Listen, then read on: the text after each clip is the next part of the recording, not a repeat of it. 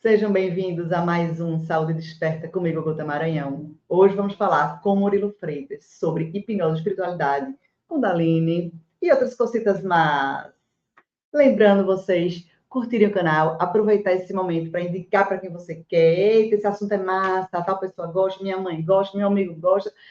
Manda para as pessoas, manda para os amigos, compartilha essa informação, porque aqui a gente passa muito conteúdo maravilhoso com pessoas incríveis para vocês terem cada vez mais bem informados e de conteúdo realmente que vai fazer uma mudança na sua vida, no seu pensamento, fazer você pensar, fazer você refletir, fazer você expandir consciência, evoluir, entender novas terapias, conhecer novos terapeutas, novas técnicas, expandir a mente para tantas coisas incríveis que tem no planeta que a gente não sabe nem que existe. Então, quanto mais pessoas despertas no mundo, um mundo melhor teremos para todos. E é isso que a gente quer, plantar essa semente do conhecimento, do despertar, trazer informações diferentes, incríveis, que a gente às vezes não sabia nada e soube um bocado agora. E é isso que a gente vai ter com o Murilo daqui a pouco. Lembrando também, meu livro, meu corudinho livro, o Manual da Conexão Planetária, onde eu faço a união da saúde, da ciência e da espiritualidade, mostrando que tudo funciona junto. Não tem como a gente viver ainda no dia de hoje com esse ceticismo e com essa separação das coisas. Ah, não, saúde é uma coisa só, remédio, comprimido, tal, não sei o quê. Espiritualidade é só espiritismo, espírito que voou lá, tal. Ciência é só o que se aprende nas faculdades e acabou. Cara, não, é tudo uma coisa só, não tem como. Você pega um sanguezinho e bota no microscópio eletrônico, faz um aterramento, você coloca o pé na terra, no chão, na natureza, meia hora depois você faz a mesma coleta, o sangue está outro. Então, cientificamente foi comprovado que aquele contato energético com a Terra teve uma troca de elétrons, a partículas subatômicas, que melhorou a circulação sanguínea do sangue dele, biologicamente comprovado no microscópio. E é energia, você está trocando energia. Né? No livro temos um capítulo de física quântica, onde a gente explica muito de maneira super clara, simples e leve, a física quântica, né? O que é uma partícula subatômica, o que é a frequência, o que é a energia, o que faz com a nossa vida, que tudo que é matéria, como a água, é algo que teve energia antes, que precedeu a matéria. Então, se eu colocar uma energia, um pensamento negativo nessa água, eu vou beber como se nada, mas aquela água pode me fazer mal, porque ela está com frequência ruim. Se eu botar um pensamento bom, uma coisa, uma energia boa, uma oração, uma palavra boa, uma energia bacana, até um reiki e tal, qualquer coisa que eu faça, ou até colocar no sol a água e depois beber, essa água vai me fazer bem. Isso é cientificamente comprovado. A experiência do Masaru Emoto, né, o fotógrafo japonês, que ele fez esse experimento incrível, onde ele fotografou cristais congelados da água após as palavras serem ditas. Isso é um exemplo de um monte de coisa incrível que tem no livro, para a gente poder expandir nossa consciência e perceber que o mundo é tudo junto, é tudo uma coisa só, e que tudo é simples, não tem nada difícil, tudo é tranquilo, tudo é grátis. Respirar é grátis, respiração consciente, você fazer uma meditação tranquila é grátis. Você beber uma água não é grátis, a gente paga água ainda, mas assim, praticamente grátis, e você mandar uma energia é grátis. Então, tanta coisa incrível que a gente pode fazer na nossa vida, para melhorar a nossa vida. E no livro a gente faz toda essa explicação científica, biológica, química, física, para você ter o conhecimento básico de como a gente deveria realmente estar nesse planeta, né? Por isso que é o manual da conexão. A gente tem esse corpinho, que é nosso mundo, né? É nossa casa, é nosso corpo. A Terra também é a nossa casa, então essa conexão do nosso corpinho com a nossa Terra, né? Onde a gente pisa, né? O planetário do livro é o planeta Terra, né? Onde a gente está. Essa conexão é fundamental para a nossa vida. E isso a gente não aprendeu quando era criança. Então eu venho com esses embasamentos científicos todos com muita leveza, com muita clareza, muita simplicidade, com vários exemplos do cotidiano e várias possibilidades que você pode encaixar no seu dia a dia para a gente ter uma vida melhor.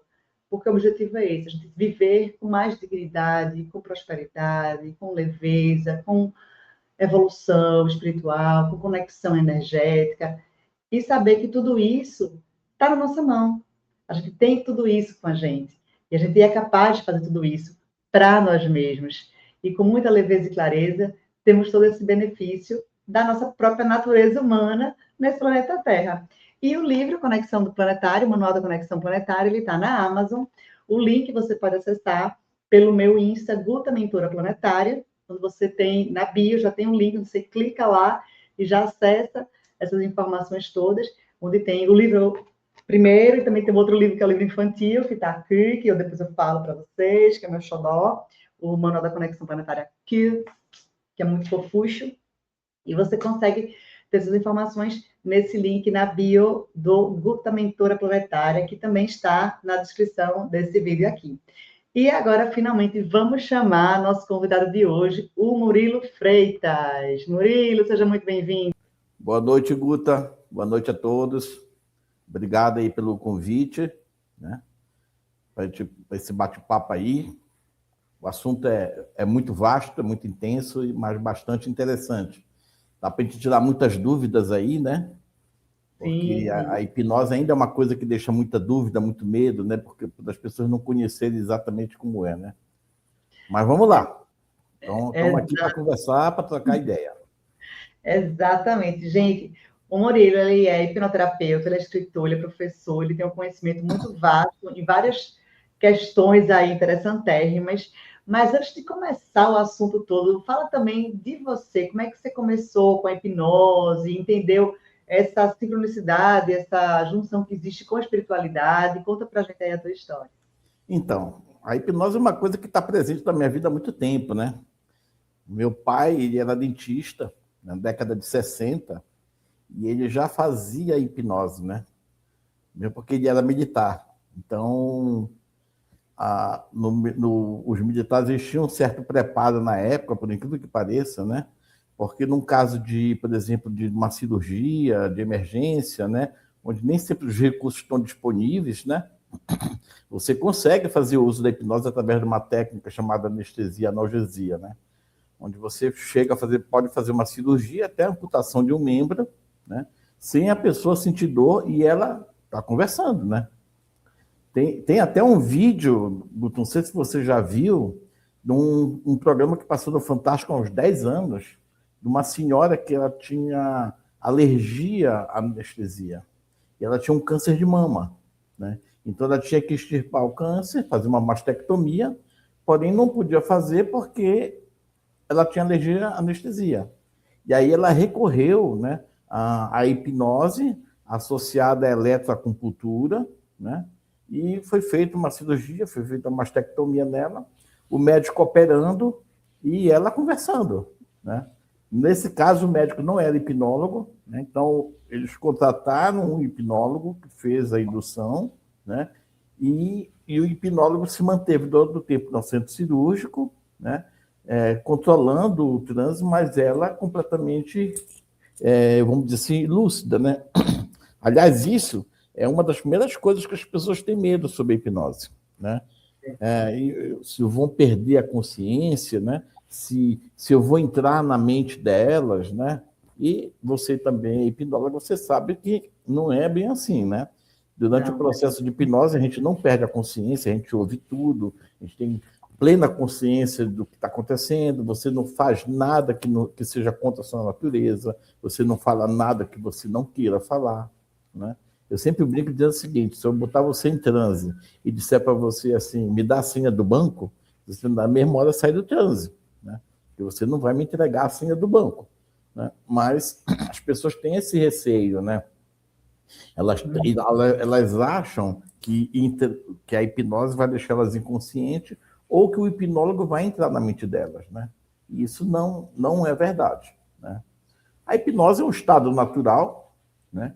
A gente entra em transe hipnótico várias vezes durante o dia, naturalmente, você dirigindo, né? Você começa a passar, troca a marcha, pisa no acelerador, freio, embreagem, olha para três retrovisores, presta atenção em buzina, um monte de coisa está acontecendo ali, você faz aquilo ali automaticamente.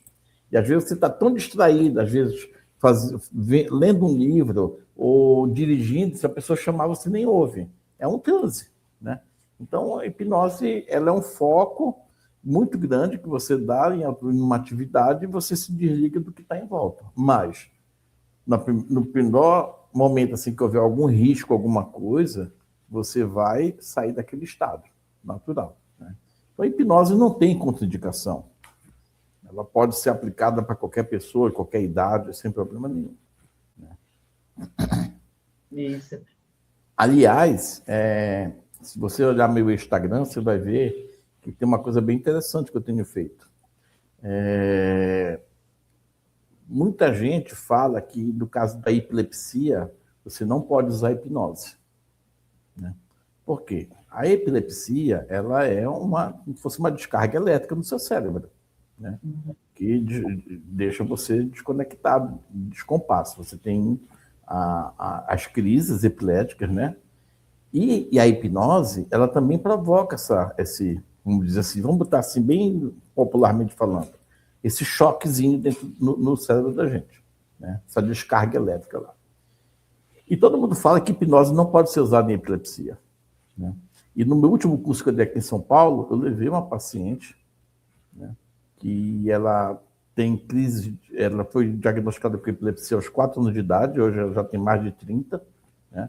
É uma epilepsia bem resistente, ela chega a ter até 20 crises por dia, né? E eu fiz a hipnose nela, e ela ficou 2 dias no curso sem ter nenhuma crise. Então, se você souber conduzir o processo, a epilepsia é uma grande coisa, né? É uma grande coisa. Então, assim, eu cresci vendo isso, né? Meu pai praticando isso, né? Só que na época, quando eu era ainda era criança, eu tentei ler sobre hipnose, que na época nem se chamava hipnose, se chamava letargia, né? Mas os livros do meu pai eram tudo em alemão, não existia livro em português. Então, eu não sabia alemão, não tinha como ler. Mas depois eu cresci, né? Comecei a me interessar de novo pelo assunto, comecei a estudar, e terminou que eu terminei vindo no terapeuta, depois de muitos anos na carreira como executivo, né? Virei terapeuta e estou há 10 anos trabalhando com hipnose.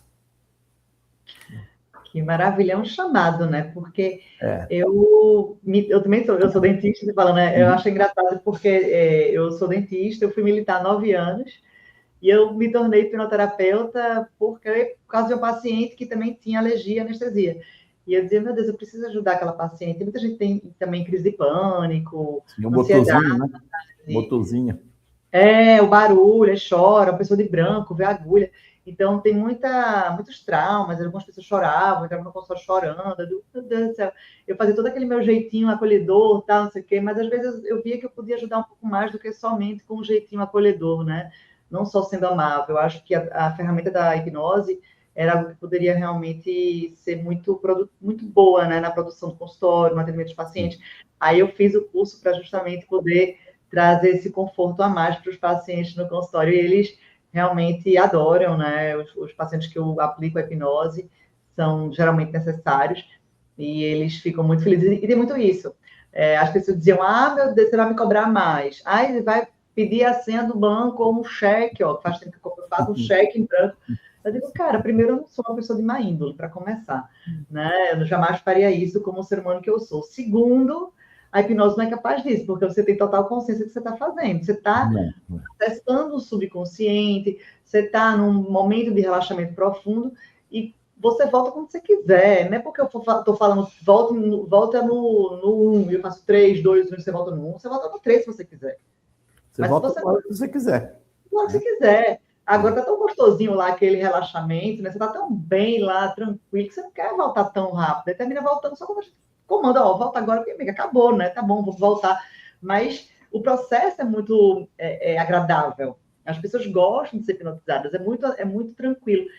Sempre todo mundo que sai do processo de hipnose sai bem, né? Maravilhoso, todo mundo ama. Então, quer mais, né? Ai, delícia, quero de novo. Vou passar a tarde toda aqui só hipnotizada lá no estágio de relaxamento profundo. É muito bom, né? Nem sempre a gente consegue. Você faz auto-hipnose? Não. Em mim eu faço meditação profunda, tudo, mas hipnose mesmo, eu sou meio travadinha, porque eu tenho umas questões aí espirituais que me mantêm um pouco não hipnotizável. Eu não posso acessar algumas informações. Minhas aí eu não sou muito prosável, mas eu pratizo os outros. E essa questão espiritual, né, falando no assunto, é bem relevante, né? Fala aí dessa associação Então, da aí é que está, né? Às espiritualidade. vezes as pessoas me perguntam assim a diferença. Né? Ah, mas hipnose é aquilo que os pastores fazem na igreja? Eu digo, bom, eu não sei o que é que os pastores fazem na igreja, porque eu não vou na igreja. Né? Então, eu não posso falar dos pastores o que é que eles fazem na igreja. Né? A gente vê assim, muita gente confunde o transe hipnótico com o transe espiritual ou incorporação, né? Porque, por incrível que pareça, no curso meu de hipnose, tanto aparece médico, dentista, como aparece pai de santo, espírita, judeu, ateu, né? Aparece pessoas de todas as naturezas, né? Pessoas que lidam com questões da espiritualidade, né? Eu digo assim, espiritualidade não tem nada a ver com religiosidade, são coisas diferentes, né? Normalmente que como eu tenho essa mescla de pessoas no meu curso, de formações diferentes, eu sempre digo assim, a primeira coisa que eu aviso, ó, aqui ninguém está para questionar ninguém e nem para defender uma ideia. Né? Então, se você é da Umbanda e o outro é padre, né? Se você der a sua opinião, você pode dar a sua opinião. Ninguém vai questionar a sua opinião. Né? Então, às vezes, por exemplo, eu sigo muito... Eu dou curso também de alta magia, voltado para o lado do hermetismo, né? E aí no hermetismo, na alta magia, que é uma ciência oculta, né? Não tem nada com religião, eles dizem que cor não é uma coisa que influencia em nada, né? Porque você foca nos 4 elementos da natureza: fogo, terra, água e ar. Então, por exemplo, quando você faz a alta magia, se você acende uma vela, não é a vela que você está acendendo que importa, mas a energia do fogo, né? Então, você vê na Umbanda, às vezes a pessoa diz assim, não, eu acendo a vela amarela para riqueza, a vela branca para não sei o quê, a vela negra para não sei o quê. Então, cada cor tem uma representação. Na alta magia não existe essa representação. Existe a representação do elemento e não da cor da vela. Aí vem o pai de santo, assim, diz assim, mas eu lá no terreiro, eu sempre acendo vela amarela para riqueza, para prosperidade. Eu digo assim para ele, está funcionando? Está funcionando. Então, continua acendendo. Né? Continua acendendo, porque o hermetismo ele se baseia no princípio do mentalismo, né? Tudo é Ou seja, mental. o universo ele é mental. Tudo que existe foi pensado antes, né? Nada que existe não teve um pensamento antes. Então, o pensamento ele é capaz de produzir, de se materializar. Eu fui olhar Então, aqui, o link está bem aqui. Cabalho, isso. Eu estou com o de é um registro livro que eu recomendo. na minha cabeceira do quarto. Exatamente. É um livro que eu recomendo para todo mundo ler o Cabalho. Ele é um livro fino, mas ele é Muito denso. rapidinho de ler, tranquilo, Mas ele é simples. denso de conteúdo, né? E eu digo assim, cada vez que você lê esse livro, você vai ter um entendimento. Porque você vai expandindo a sua consciência, você vai entendendo cada vez mais as entrelinhas dos princípios herméticos, né? Então, assim, é um livro que eu recomendo no meu curso de automagia. Esse aí, o primeiro logo que eu recomendei esse aí. Então, assim, você consegue, então, num curso, trazer todo mundo junto e tratar de questões de espiritualidade, que não tem nada a ver com religiosidade, não tem dogma, né? Então, o que acontece? Por exemplo, você, hipnólogo, né? Vamos lá, a hipnose normal. Você vai receber um paciente, o paciente tem um problema X qualquer, um trauma, uma fobia, você vai, hipnotiza aquela pessoa e trabalha a ressignificação daquele trauma, que a gente chama, né? Ressignificar o quê? Como se você tivesse um pendrive, tivesse gravado uma música e você vai gravar outra música por cima, né? Então, você faz a ressignificação. Na hipnose espiritual, a gente leva em consideração várias coisas. A matriz do paciente nos importa muito. Então, se ele acha que quando ele estava em transe, ele falou com Nossa Senhora, você trate isso como sendo o fato, né? Mas eu não acredito em reencarnação. Não é a minha crença que vai ajudar ele, é a crença dele. Então, eu considero a crença do paciente. Se ele, quando eu estava hipnotizado, eu me vi numa cidade assim, com uma roupa assim, acho que era o ano de 1800, na Inglaterra. Aí os caras vão dizer, não, isso é imaginação. Não. Essa mensagem que ele me trouxe é que me interessa como terapeuta. Né? Não está aqui em questionamento se eu acredito em reencarnação ou não, que por sinal eu acredito. Né? Eu sou espírita de formação, entrei para o espiritismo, eu tinha 14 anos de idade. Aliás, foi por onde eu comecei os estudos do ocultismo, foi por aí. Então, mas tem pessoas que não acreditam, mas não importa se você não acredita. O que me importa é aquela mensagem que aquela pessoa traz. Então, na hipnose espiritual, você termina fazendo um trabalho junto ao paciente de uma maneira muito mais humanizada. Né? E não uma coisa muito mecânica, de uma técnica, eu aplico a técnica da hipnose em você, você vai entrar em transe e depois eu vou te induzir, né? E você vai vir para cá. Mesmo porque eu trabalho com a chamada hipnose não verbal. Né? O que é a hipnose não verbal? A hipnose não verbal ela é uma técnica milenar que foi deixada de lado e que Mesmer terminou ressuscitando. Esse Mesmer foi um médico alemão, né?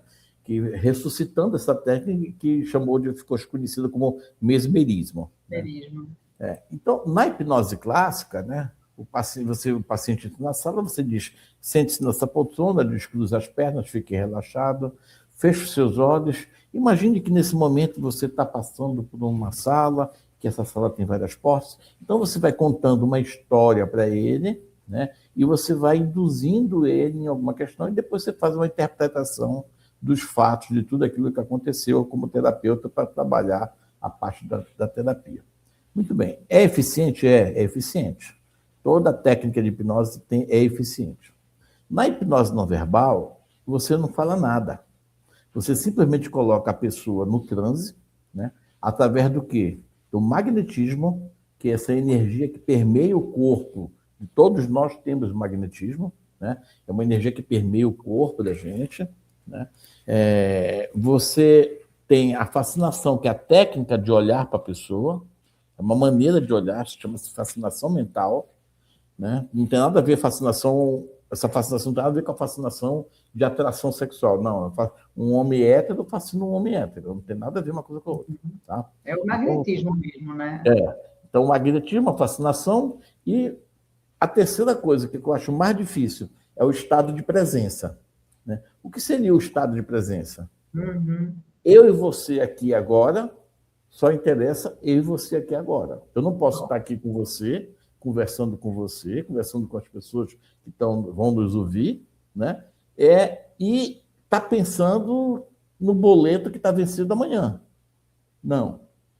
Isso é muito difícil. Por quê? Porque o nosso cérebro ele tem dificuldade de estar no estado de presença. Você sempre está pensando no passado ou você está pensando no futuro. O nosso cérebro ele não se coloca em estado de presença. Então, das três coisas, o mais difícil é o estado de presença. Né? Então, quando você consegue trabalhar o seu magnetismo, que existem exercícios para você desenvolver, embora todo mundo tenha, a técnica da fascinação e o estado de presença, você consegue botar uma pessoa em transe em 1 segundo. 1 segundo. No meu Instagram tem vídeos lá, eu botando pessoas em transe em 1 segundo, sem dar uma palavra com ela. Por que eu gosto da hipnose não verbal? Porque a hipnose não verbal, como eu não faço nenhum tipo de indução, eu não conduzo, aquilo que o paciente traz, para mim é mais íntimo dele do que eu dizer, imagine que você está caminhando por uma estrada. De repente, aquele paciente nem gosta de estrada. Né? De repente, aquele paciente gosta de praia. Né? Então, por exemplo, eu não gosto da energia de praia. Não gosto. Se eu fosse ser hipnotizado do cara, você imagina que você está numa praia. Eu não ia imaginar. Eu saio do transe na hora, eu detesto praia. Você entendeu? Então, quando você faz a hipnose verbal, onde você não fala nada, o paciente vai aonde ele acha que tem que ir. E ele ir aonde ele tem que ir é a mensagem que me traz. Então, cabe a mim ver aquilo que ele trouxe para ele, sem nenhum tipo de influência da minha fala, eu interpretar e trabalhar aquilo ali. Então, por isso que eu gosto muito da hipnose não verbal. Né? Eu trabalho com hipnose não verbal já desde 2018. Desde 2018 eu trabalho com hipnose não verbal. Confesso para você que de vez em quando faço uns cursos de hipnose ericksoniana, Dave Elman, só para relembrar a técnica, né? Mas, assim, nenhuma crítica a uma técnica nenhuma, tá? Para mim, hipnose é hipnose, o sobrenome não importa, né? Agora, cada profissional prefere isso, aquilo ou outro, né? Não sei. Você, como dentista, talvez, de repente, você deve ter técnicas que você usa que outro dentista não gosta de usar. Ah, não trabalho dessa forma, trabalho dessa forma. Natural, né? Todo profissional escolhe o seu caminho, né? Mas a hipnose espiritual ela é uma coisa muito nova. Por exemplo, no Brasil não existe livro de hipnose espiritual. Não. Existe muito livro sobre espiritualidade, né? Religiosidade. Hipnose espiritual não existe. Você encontra alguns livros ainda em inglês. Geralmente são médicos que têm escrito isso. Eu acho isso muito bom, porque é o sinal de que a medicina, né, aquela ciência, vamos dizer assim, aceita, está começando a se reencontrar com aquilo que é tido como não ciência, né? Pseudociência, como eles chamam, né? Então, eu estou achando muito interessante isso, principalmente médicos na Inglaterra e nos Estados Unidos, né? Existem médicos escrevendo sobre terapia de vidas passadas. Então, é muito interessante, né? Então, a hipnose espiritual, ela trata desse lado, né? Essa visão que a pessoa traz baseado na sua matriz, na sua formação. Se ele é pai de santo, ele vai ver Exu, ele vai ver Maria Mulambo, ele vai ver Tranca-Rua. Se ele é católico, ele vai ver Nossa Senhora, ele vai ver Jesus Cristo, né? Ele vai ver o santo daquele São Jorge, que ele é devoto. E isso não muda nada. Tá tudo bem. Tá tudo bem, né? Então, a hipnose espiritual tem essa pegada, né? Eu tenho um livro, eu digo que é livro porque realmente é um livro. Isso é o livro que eu entrego no meu curso. Módulo 1 do meu curso, que se chama Hipnose e Espiritualidade. É um livro que eu tive que fazer de tamanho A4, porque são 300 páginas. Se eu fosse fazer ele no tamanho 16 por 23, que é um padrão, ia dar umas 500 páginas, né? Então, é um livro que eu não vendo, só entrego isso no curso, ele não está à venda, né? Que trata justamente só sobre hipnose e espiritualidade. E foi baseado na hipnose e espiritualidade que eu comecei a tratar de pacientes com epilepsia, por exemplo. E não é tão usual, realmente, fazer hipnose com epilepsia, não é tão comum. Não. Inclusive, não é recomendado. Você falou. Inclusive, não é recomendado. Eu estou até construindo um material para fazer curso só para terapeuta, para quem já é terapeuta, para ensinar o tratamento o uso da hipnose como coadjuvante no tratamento do paciente com epilepsia. Isso não vai tirar dele a necessidade de um acompanhamento médico de forma nenhuma, tá? Não. Eu gosto sempre de frisar o seguinte: hipnose não é uma coisa milagrosa. Ela é uma ferramenta a mais, né, que você pode entrar num processo e que vai ajudar o paciente a ter uma melhor aceitação, uma melhor aderência ao tratamento, diminuir as crises, espaçar uma crise da outra, né? Então, assim, é um tratamento coadjuvante. Isso não dispensa o acompanhamento médico de forma nenhuma, tá? É interessante porque a gente não sabe quem vai nos ouvir, né? E de repente tem alguém que tem epilepsia e acha que se for comigo eu vou hipnotizar ele que ele vai ficar bom. Não, por enquanto hipnose não tem cura. Desculpa, a epilepsia não tem cura. Entendeu? Agora, ajuda muito, se você souber conduzir o processo, né? Ajuda muito.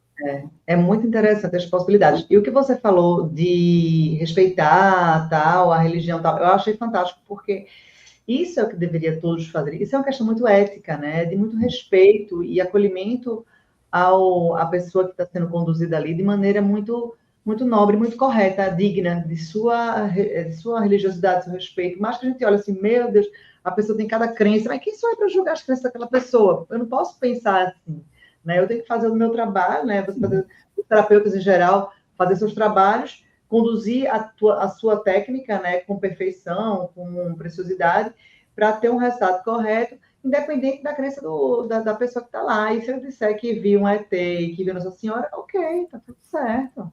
E que se misturou os dois, tá certo também. Também tá certo. Tá tudo certo. É a imagem que ele traz é que nos interessa, né? É interpretar isso, né? Eu estou vivendo durante a minha infância, né? Aí você pergunta quantos você tinha? Tinha 7 anos, né? E o que é que você diz? Não, me vi com meu pai, não sei o que mais. É ali que está o problema, né? E, inclusive, existe a técnica que a gente chama de terapia de vidas passadas, que eu não uso o termo vidas passadas, eu uso vivências passadas. Por quê? Primeiro que nem todo mundo acredita em reencarnação, né? Então, se você fala vidas passadas, quem não acredita em reencarnação já te descarta. Mas, esse cara é conversa fiada. Segundo, que nem tudo que você tem para resolver está numa vida passada, né? Então, quando você faz um processo de regressão, eu deixo o processo acontecer naturalmente. A pessoa vai parar aonde tem um problema. Então, se ela parou aos 15 anos de idade, é ali que está o problema para você resolver. Para que eu vou induzir a pessoa a ir para uma vida passada? Ela não tem nada a resolver da vida passada. Ela tem uns 15 anos dessa vida para resolver, né? Então, a terapia de vidas passadas, como é conhecida, a TVP, né?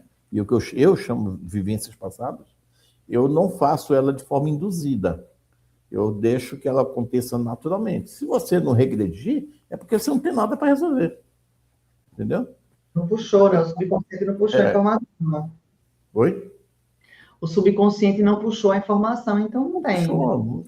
Às vezes você resolve o problema com aos 15 anos, numa outra sessão você vai aos 7. Mas ela vai acontecendo as coisas gradativamente, né? E não por indução.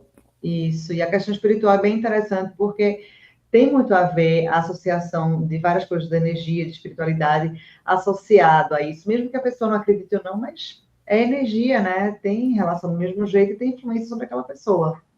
Sim. Agora me fala dos outros livros. Você tem outros livros. Podemos entrar em alguns outros assuntos paralelos. Isso, na verdade, os assuntos são paralelos, mas eles estão todos interligados. Está tudo junto. Tudo junto, como eu falei para você, eu dou curso de alta magia. O curso de alta magia são 5 módulos. O primeiro módulo, por exemplo, eu trato só de princípios e fundamentos, né, da alta magia. É um módulo que dura 1 ano. São 2 dias de curso presencial e depois eu fico 1 ano acompanhando a pessoa para que ela possa passar para o segundo módulo, né? É, para mim, o módulo mais importante. Se você não entender os princípios e os fundamentos, você não vai entender. Mas, por exemplo, você fala da força da energia sexual, que é a energia criadora do universo, né? E, às vezes, as pessoas, quando você fala isso, às vezes as pessoas ficam vagando um pouco nisso aí, né? Na questão sexual. Mas aí, quando chega mais adiante, eu tenho outro curso, que é chamado Kundalini, né? Kundalini é uma filosofia indiana que existe há 5.000 anos, né? Ela veio para o mundo ocidental há pouco tempo e ela foi um pouco deturpada, né, quando chegou aqui, porque relacionada com Kundalini só com questão sexual. E não é bem assim, né? A Kundalini ela tem toda uma história, né? Ela tem toda uma filosofia, tem toda uma doutrina, né? A Índia, o sexo ainda é uma coisa considerada sagrada, que eu acho interessante, né?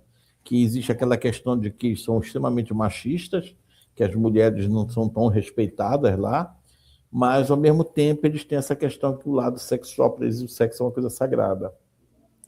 E se fala muito em Kundalini Yoga, né? Kundalini Tantra. A Kundalini, em si, ela tem uma divisão, né?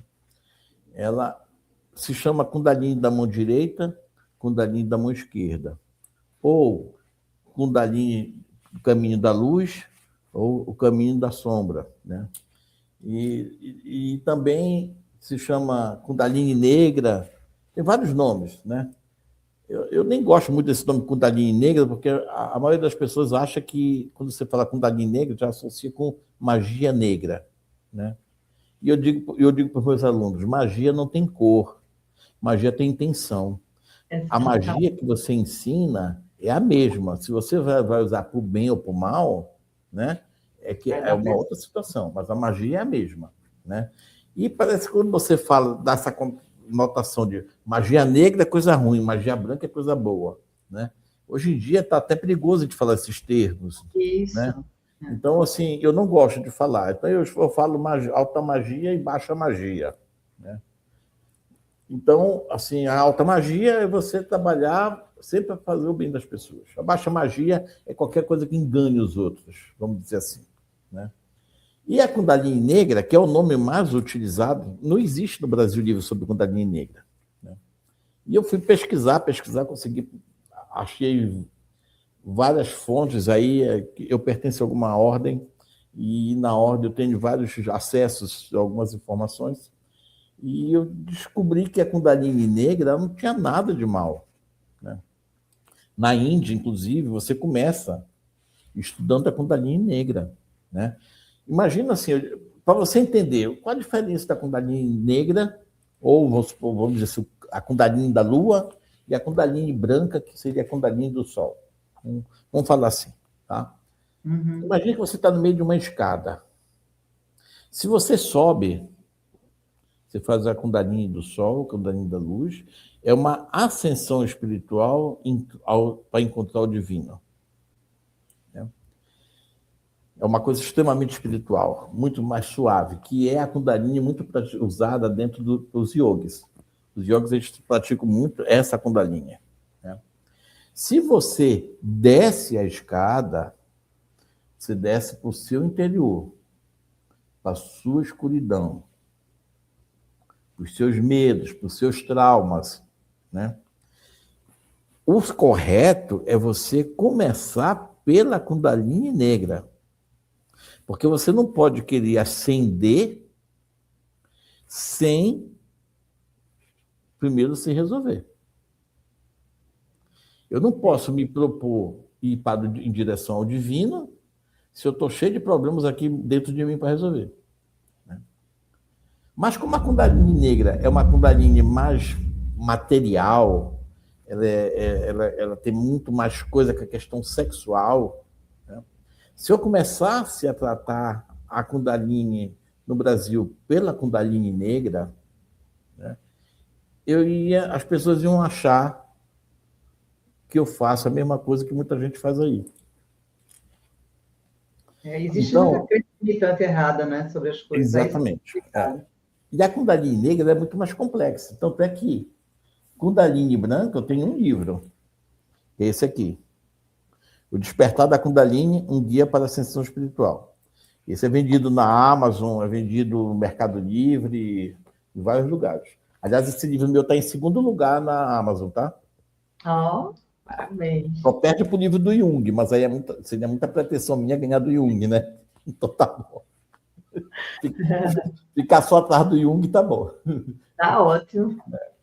E aí tem o outro livro, que é o Kundalini Negra. Esse aqui é o ciclo 1. E aí eu tenho mais o ciclo 2 e o ciclo 3. Esse livro, aí esse aqui eu já só dou para quem faz o curso. Porque eu preciso explicar o que está dentro desse livro para as pessoas. Porque são exercícios que você faz em dupla e que pode ser confundido com Tantra, por exemplo. E eu não quero que o meu trabalho de Kundalini seja confundido com Tantra. Nada contra o Tantra, mas o Tantra é outra coisa. É outra coisa. Tá? Tantra é Tantra, Kundalini Negra é Kundalini Negra, né? Então, nada contra o Tantra, que por sinal é uma coisa muito boa, mas Kundalini Negra não tem nada a ver com Tantra, né? Então, assim, se eu lançasse esse livro no mercado, eu provavelmente ia ter problema. Então, eu faço o livro só para quem faz o curso, porque durante o curso eu vou explicando. Aí a pessoa faz o curso da Kundalini da Luz, mais o ciclo 1, juntos.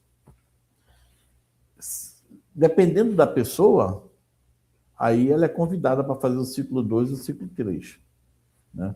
Porque tem muito mais assunto. São 3 livros para falar sobre Kundalini Negra, né? E olha, cabe um quarto. Cabe um quarto, né? E fora a complexidade de cada ser humano, né? Porque no momento que você vai para a sua sombra, para o seu interior, para a profundidade do ser humano que você tem muita peculiaridade, né? Experiências e coisas muito particulares, que aí é mais um livro individual, né? Fora os outros. Para você ter uma ideia, eu tenho um capítulo aqui nesse livro que fala só da parte de hormônios. Porque a prática da Kundalini, ela mexe muito com o sistema nervoso central e mexe muito com o sistema endócrino. Então, ninguém fala. Você pode pegar os livros, deve ter, sei lá, deve ter bem uns 30 livros no Brasil sobre Kundalini. Só na Amazon tem uns 15 sendo vendidos, né? Ninguém fala, por exemplo, dos riscos da Kundalini. Né? Não. Todo mundo fala de Kundalini como se fosse a sétima maravilha do mundo, mas tem riscos. Se ela não for bem conduzida, você pode causar vários sérios problemas nas pessoas. Então, eu tenho o capítulo 5 meu aqui, fala só sobre hormônios e neurotransmissores. Né? E tem outros, e tem esse também sobre os desafios, os benefícios do despertar da Kundalini, né? Compromissos éticos. Eu escrevi um código de ética para que os alunos tenham um código de ética de como se portar, eles sendo um praticante ou um professor de Kundalini mais para frente, se eles quiserem aprender a dar curso também. Então, eu falo dos riscos também. Né? Então, assim, você tem que fazer a coisa de uma forma que passe para as pessoas melhorar a qualidade de vida delas. E não para piorar. Né? E não para piorar. Então, quando eu vejo que os alunos, quando eles vão fazer o curso de Kundalini comigo, que já fizeram o curso de automagia, por exemplo, eles dizem, agora que eu estou entendendo por que no curso de automagia você fala de energia sexual. Né? Então, por isso que eu digo que os cursos estão todos interligados. Né? A hipnose. Na automagia, por exemplo, o princípio da automagia é o mesmo do da hipnose não verbal. Magnetismo, fascinação e estado de presença. É exatamente a mesma coisa. Né? Antigamente até dava o curso de hipnose e automagia junto. Aí começou a virar uma confusão. O pessoal entrava no meu Instagram para me xingar. Isso não é hipnose, isso é alta magia. Isso não é alta magia, isso é hipnose, é enganação, não sei o que mais lá. As pessoas sempre colocando muros entre as coisas, né? Podendo ter amplitude de mente e ter uma soma do resultado do processo. E eu vou perder meu tempo entrando no teu Instagram para te criticar. Né? É muita falta do que fazer, não acha? O povo está muito desocupado. Eu posso ler a sua opinião, eu posso dizer concordo ou não concordo. Entendeu? Agora mesmo uma aluna minha me mandou um pôster de Tesla. Tesla dizendo o seguinte, que a mente não é capaz de construir uma realidade. Né? E ela fez o curso comigo, que eu falo do princípio do mentalismo. Aí ela, mestre, agora, e é isso. Olha, não dá para discutir com um gênio da humanidade como Tesla. Né? Mas também não dá para discutir com um gênio que escreveu os 7 princípios do hermetismo. Entendeu? Como é que faz? Como é que faz? Leia as duas coisas e siga aquilo que o teu coração mandar. E você falou, acho que a palavra-chave, né? Porque tudo meio que de cocriação, de fazer, de executar, da manifestação é muito do cardíaco.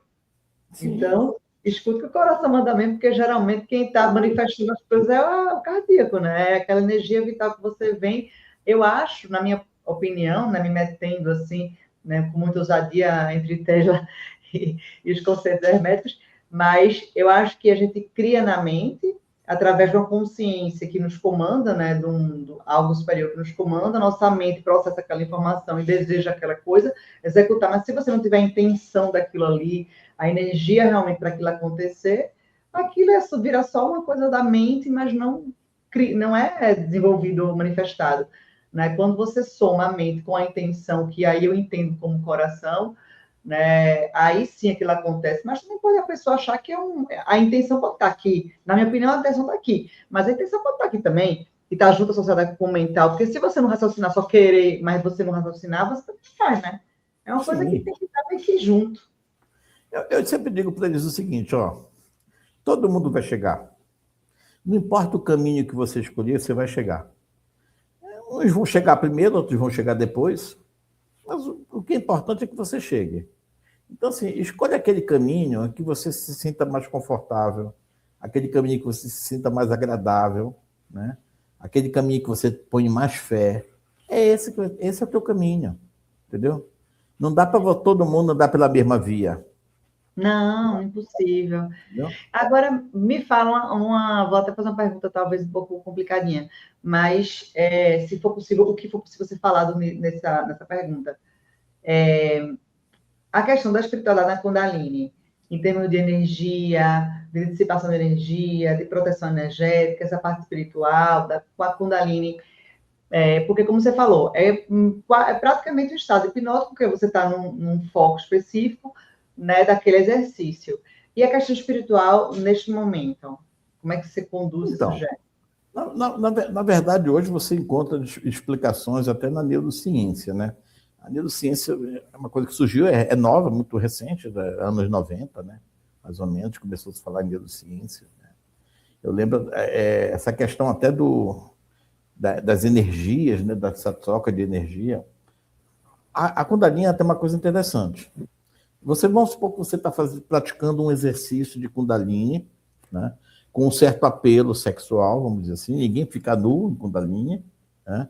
Todos os exercícios são praticados, as pessoas estão vestidas, mas existe alguns exercícios que têm um contato mais físico, vamos dizer assim. Por exemplo, o exercício do Yabium, né?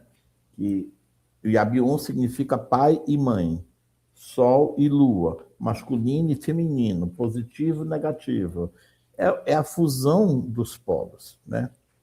Então, porque um precisa do outro, luz e sombra, né? Não existe luz sem sombra e vice-versa, né? Então, nesses exercícios, onde existe mais uma questão, um contato mais físico, né? Um contato mais íntimo, você, no processo de Kundalini, você tem que estar focado em você. É diferente de um ato sexual, que você está ali no ato sexual e você está querendo dar prazer para o seu parceiro. Você tem aquela preocupação de dar prazer para o seu parceiro. No processo de Kundalini, é eu comigo mesmo. E essa energia sexual, que isso que as pessoas têm, por incrível que pareça, as pessoas têm dificuldade de entender isso na Kundalini. Não é o prazer sexual que importa. É a energia que seu corpo desprende no ato que você chega a um orgasmo. E o orgasmo é um orgasmo seco. Não existe, por exemplo, não existe a ejaculação no homem. Né? É o orgasmo seco. Na prática do sexo, o homem chega ao orgasmo, ele ejacula. Aquele prazer que você sente na área genital, durante o ato sexual, durante o exercício de Kundalini, e que tem por objetivo, que nem todos são isso, mas que tem por objetivo aumentar a sua libido, né? Ele não existe essa ejaculação, né? Como eu falei, é o orgasmo seco. Essa sensação que você tem, que fica restrita à área genital durante o sexo, ela se espalha pelo corpo inteiro. Então você vê que é uma energia que domina o teu corpo. É diferente. Né? Porque para a prática da Kundalini, o desprendimento dessa energia é que importa. E quando você pratica a alta magia, existe exercícios também que você trabalha dessa forma. É por isso que se falava mal das bruxas. Né? Porque festa de bruxa era bacanal. Né? Não. Elas praticavam o sexo na intenção de que a energia sexual pudesse fortalecer aquilo que elas chamam na alta magia de sigilo, ou feitiço, como as pessoas chamam popularmente. Então, uma maneira de você ativar o seu sigilo, o seu feitiço, através de um ato sexual, é para que ele tivesse mais força. Então, elas praticavam o sexo para que elas liberassem essa energia e essa energia pudesse produzir um resultado fora da cabeça delas. Então, é energia. Não dá para você negar que tudo que existe é energia. Né? Isso é comprovado cientificamente. Né? O universo todo é energia. A matéria, na verdade, o que é matéria? Energia concentrada. Então, essa energia é que faz as três maiores forças do universo, além da força da gravidade, é a força de vontade do ser humano e a energia sexual. Né? Por isso que quando você consegue dominar essas forças, você consegue produzir resultados, muitas vezes, que, vamos dizer assim, como diz o outro, até Deus duvida, né? Que é, por exemplo, você mover um objeto sem contato físico, que é chamado de sinestesia, né? Ou você prever alguma coisa que vai acontecer, pessoas que trabalham com oráculos, né? Por exemplo, com cartas, com tarô, com búzios, esse tipo de coisa. Aquele tarô ali na frente, na verdade, é como se fosse uma antena, né? Ele tem a capacidade de dar uma interpretação, ele está tudo aqui na mente dele, né? E talvez ele trabalhe até sem o oráculo, sem o tarô da frente dele. É que o cliente lá, o consulente, não vai acreditar de ir num tarólogo que não tem tarô. Né? Então você cria toda essa simbologia, mas na verdade está aqui, ó. É a capacidade dele de olhar para você, ele se conectar com a sua energia e ele conseguir traduzir aquilo ali em alguma coisa da sua vida. É um dom. É um dom. E uma habilidade que pode ser exercitada também, né? Porque tudo é exercício. Então, essas questões são todas interligadas, né? São todas interligadas. Então, a Kundalini, com essa questão espiritual, porque a filosofia da Kundalini é uma filosofia, é um estilo de vida, né? Que você passa a ter, vamos dizer assim, bem que você ser casada, né? Você vai ter uma relação com o seu marido e você pratica a Kundalini com ele. Agora, ele precisa conhecer também a filosofia. Ele precisa também conhecer a filosofia. E é misturado, né? Porque é um estado mental quase que hipnótico, ou, digamos, parcialmente hipnótico, ou hipnótico, porque quando a gente fala hipnótico, parece que a pessoa está... Né, tá falando de si. Não, é um foco muito grande também, né? A hipnose é um foco excessivo em alguma coisa específica para algum objetivo fim, né? Seja ele um relaxamento profundo ou um estado de você atingir a onda gama e tentar fazer uma manifestação grande na sua vida, seja ela energética de uma Kundalini, seja ela de uma criação de uma manifestação de alguma outra coisa, seja ela uma telecinese, qualquer coisa do tipo, para que você tenha intenção daquilo. E tudo termina, como a gente falando, né, do hermetismo, é muito mental, né? É você desejar aquilo e você, com o seu poder da mente, induzir seu corpo a fazer os movimentos ou fazer as coisas que você tem ou conhecimento na mente para você executar e assim ter o seu objetivo fim, que seja a energia, que seja a manifestação, que seja a relaxamento, que seja a cura ou a melhoria de alguma doença específica. E é incrível como realmente é muito claro que está tudo misturado, está tudo junto, misturado. E você sabe que tem uma coisa assim interessante, por exemplo, não é só, eu estava falando assim do exercício, né, desse lado mais sexual, mas na Kundalini você pratica muito exercício de respiração e meditação, e algumas posições de yoga também que a gente usa, né? Ou seja, você pode ativar sua Kundalini, né, sozinho em casa. Inclusive no curso eu ensino como, porque as pessoas acham assim, não vou fazer teu curso que eu já ativei minha Kundalini tem 2 anos. Eu digo, minha querida, já desativou. É que nem chakra, né? Você vai lá, alinha o chakra, aí vem um carro te dá um susto, pronto, já desalinha tudo. Tem que alinhar tudo. Vou fazer até uma pergunta que veio assim, que até uma questão minha que eu pergunto. As pessoas falam assim, ativei a Kundalini. Tipo, estava desativada antes, ativou, e essa é a pergunta, só se ativa uma vez, a partir daí você fica ativada para sempre a mim, ou tem que reativar? Isso aí eu tenho a mínima ideia. Tá, vamos lá. O que é que a filosofia Kundalini fala? A Kundalini, a filosofia fala o seguinte, que a Kundalini é uma energia feminina, representada pela deusa Shakti, e que ela estaria representada no ser humano como se fosse uma cobra enrolada 2 voltas e meia na base da tua coluna. Muito bem. Então, quando você ativa a Kundalini, o objetivo qual que é? É fazer com que essa cobra, que na verdade é uma energia feminina, suba pela sua coluna e vá alinhando os seus chakras, né? Essa sensação, de onde veio essa questão de cobra? Porque realmente isso é físico. É espiral, né? Porque é Quando espiral. você ativa a Kundalini, você sente alguma coisa mexendo na sua coluna. É físico. Tem gente que se assusta. Tem gente que fica com medo. Ah, estou sentindo um negócio aqui. Ai, isso aqui. Porque é físico. E aí essa cobra ela sobe, essa energia sobe, passando por todos os chakras, até se encontrar no coronário com Shiva. Ou seja, a ativação da Kundalini representa a união do masculino e do feminino, do Yin e do Yang, né? Da luz e da sombra, né? Então, isso é filosofia. Mas a Kundalini não é uma coisa que você ativa e nunca mais vai precisar ativar. Não, você tem que praticar isso todos os dias.